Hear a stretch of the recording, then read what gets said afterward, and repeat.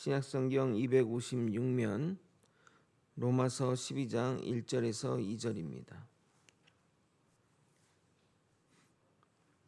짧은 본문이라 다 함께 합독하시겠습니다. 함께 읽겠습니다. 그러므로 형제들아 내가 하나님의 모든 자비하심으로 너희를 권하노니 너희 몸을 하나님이 기뻐하시는 거룩한 산 제물로 드리라. 이는 너희가 드릴 영적 예배니라. 너희는 이 세대를 본받지 말고 오직 마음을 새롭게 함으로 변화를 받아 하나님의 선하시고 기뻐하시고 온전한 뜻이 무엇인지 분별하도록 하라. 아멘. 사도 바울은 복음의 모든 이론적 설명을 마치며 하나님을 향한 찬양으로 마무리합니다. 그런데 그 찬양 가운데 놀라우면서도 이해하기 힘든 고백이 담겨 있습니다. 이제껏 하나님에 대한 구원의 계획과 섭리를 자세히 설명해 놓고 하나님의 뜻을 모르겠다고 선포하니 말입니다. 그러나 그것이 정답입니다. 하나님을 알아가면 알아갈수록 하나님의 오묘하심과 광대하심에 끝이 없음을 깨닫게 됩니다. 저도 신대원 3년, 신학교 석사 2년, 그리고 사역을 15년째 이상 하고 있지만 알면 알수록 모르겠습니다. 그러니 찬양할 수밖에 없는 겁니다. 우리는 다 하나님을 이해할 수 없지만 하나님을 신뢰할 수 있습니다. 그러므로 우리 인생 가운데 설명되지 않는 것이 있을지라도 하나님의 선하심을 믿으시길 바랍니다. 우리의 지혜로 납득되지 않아도 하나님의 지혜를 신뢰하시기 바랍니다. 길이 보이지 않을지라도 하나님의 인도하심을 따르시길 소망합니다. 신앙의 성숙은 하나님을 아는 것에 있는 것이 아니라 하나님을 신뢰하는 것에 있습니다. 아멘. 오늘 본문은 성경 구절 가운데 가장 중요한 구절을 꼽으라면 반드시 30위 안에 들 정도로 중요한 성경 구절이라 하겠습니다. 로마서는 크게 교리적 교훈과 실천적 교훈으로 나누는데 그 분기점이 바로 로마서 12장입니다. 그동안 이론이었다면 12장을 기점으로 실천과 행동으로 나아가니 로마서가 딱딱한 이론서가 아니라 교리와 실천의 적절한 균형을 맞춘 책이라 하겠습니다. 특히 로마서 12장 1절은 성도로서 이 땅에서 어떤 자세로 살아가야 하는지 깨달음을 주는 본문이라 하겠습니다. 우리 모두 하나님의 인도하심을 따라 살아가길 예수 그리스도 이름으로 소원합니다. 사도 바울은 1장부터 11장까지 하나님이 우리에게 베푸신 구원의 은혜를 설명하였습니다. 우리는 죄인이었지만 하나님이 의롭다 하심을 하여 의롭다 하심을 받았고 더 나아가 하나님의 자녀가 되었으며 최종적으로 하나님의 놀라운 구원 계획 안에 들어가게 되었던 것입니다.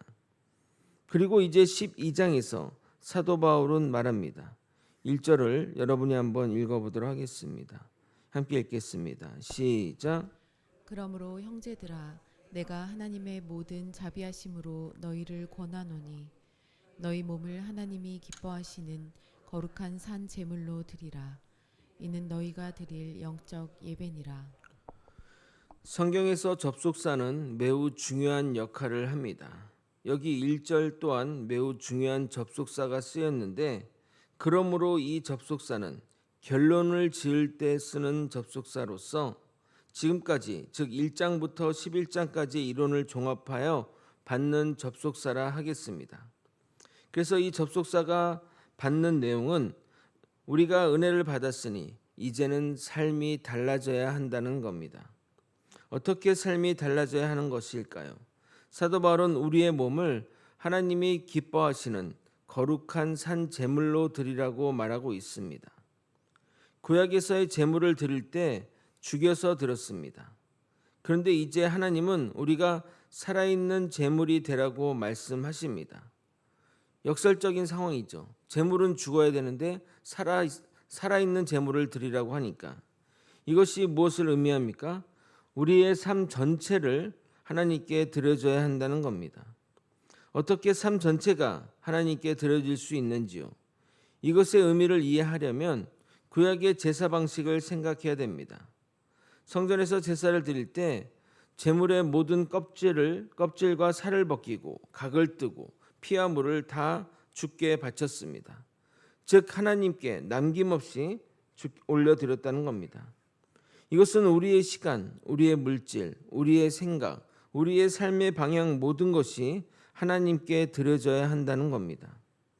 많은 사람들이 신앙을 부분적으로 드리려고 합니다.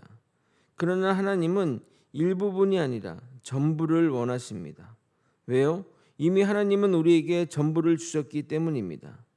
하나님께 부분적으로 드리는 것은 안 드리는 것과 동일한 겁니다. 하나님에게 99%는 0%라는 사실을 잊어서는 안 됩니다. 갑자기 믿음 생활 하기가 힘들어지십니까? 아직 좌절하지 마시기 바랍니다.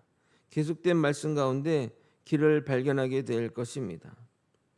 계속해서 성경 말씀을 보겠습니다. 2절 상반절입니다. 너희는 이 세대를 본받지 말고. 세상은 끊임없이 우리를 세상 기준에 맞추라고 말합니다. 더 가져라, 더 성공해라, 더 즐겨라. 이 모든 것의 공통점이 무엇인 줄 아십니까? 그 중심에는 자기 자신이 있다는 겁니다. 하지만 성도의 삶의 중심은 누구입니까?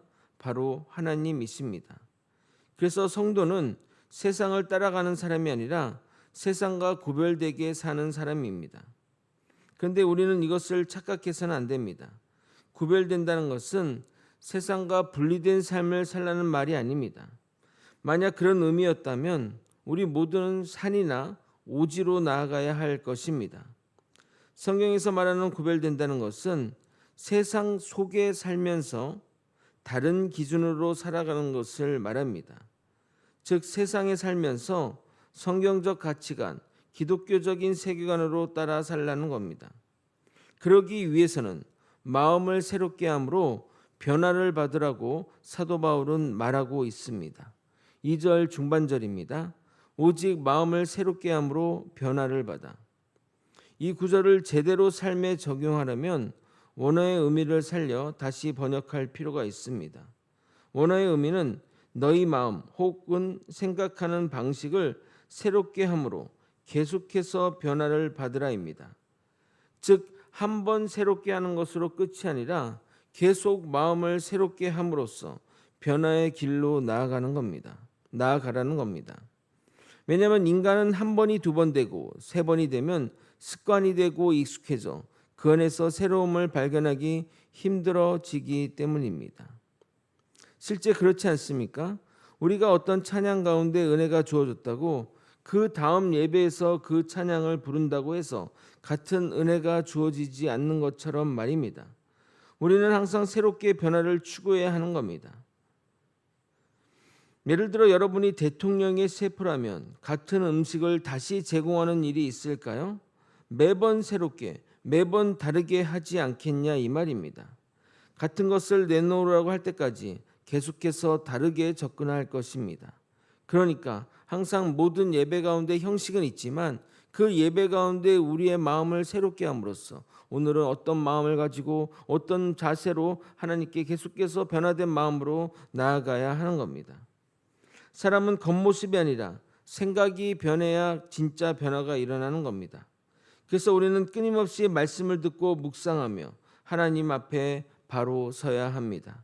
그럴 때 우리의 생각이 바뀌고 그 생각이 우리의 삶을 바꾸게 됩니다. 이제 결론입니다. 변화된 삶의 결과는 무엇일까요? 하나님의 선하시고 기뻐하시고 온전하신 뜻이 무엇인지 분별할 수 있게 됩니다. 2절 하반절만 여러분이 한번 읽어보도록 하겠습니다. 함께 읽겠습니다. 시작. 하나님의 선하시고 기뻐하시고 온전하신 뜻이 무엇인지 분별하도록 하라. 한글 번역은 이 구절 또한 명령문으로 되어 있어서 세계 행동 지침으로 해석되지만 실제는 앞절의 결과로 이 부분을 해석해야 한다는 겁니다. 즉 이 세대를 본받지 않고 마음을 새롭게 함으로 변화하게 되면 하나님의 선하시고 기뻐하시고 온전한 뜻이 무엇인지 분별할 수 있게 된다는 것입니다. 다시 한번 2절의 구절을 읽을 때 너희가 이 세대를 본받지 말고 오직 마음을 새롭게 함으로 변화를 받으면 하나님의 선하시고 기뻐하시고 온전한 뜻이 무엇인지 분별할 수 있게 된다는 것입니다. 전반부의 말이 결과로 나온다는 겁니다. 사랑하는 성도 여러분, 하나님의 뜻을 아는 삶이 변화된 삶입니다. 우리의 행동 양식과 생활 방식을 철저하게 하나님 뜻에 지배되어야 이에 대한 분별을 지배되어야 하므로 이에 대한 분별이 더없이 중요합니다. 하나님이 우리에게 요구하시는 참된 예배는 우리의 변화된 삶입니다. 우리 삶의 모든 순간과 모든 행위가 하나님께 드려지는 참된 예배이며 그리스도가 우리 삶의 중심이고 삶의 주인이 됐을 때 이것이 비로소 가능해지는 겁니다. 말씀을 정리하겠습니다. 사랑하는 성도 여러분, 우리는 이미 엄청난 은혜를 받은 사람입니다. 그렇다면 우리의 삶은 분명해야 됩니다. 우리의 삶을 하나님께 드리고 세상을 본받지 않고 마음을 새롭게 하여 하나님의 뜻을 살아가는 삶, 이것이 바로 은혜에 합당한 삶인 것입니다. 우리는 말씀 앞에 이렇게 결단하기를 소망합니다. 주님, 내 삶의 일부가 아니라 전부를 드리길 소망합니다. 우리가 주님께 전심으로 나아갈 때 하나님께서 우리 삶을 통해 영광 받으실 줄 믿습니다. 온전한 믿음으로 주께 나아가는 우리 모두가 되길 예수 그리스도 이름으로 축원드립니다. 기도하시겠습니다. 하나님의 엄청난 은혜로 구원받았고 하나님의 자녀가 되었으니 이제는 하나님을 중심으로 우리의 전 모든 인생을 주님께 바치는 인생으로 나아가게 도와주시옵소서. 그래서 우리 삶을 하나님께 들으며 세상을 본받지 않고 마음을 새롭게 하여 변화된 삶을 통해 이 땅에서 어떻게 분별한 삶을 살아갈지 깨닫는 우리가 될 수 있도록 이끌어 주시옵소서.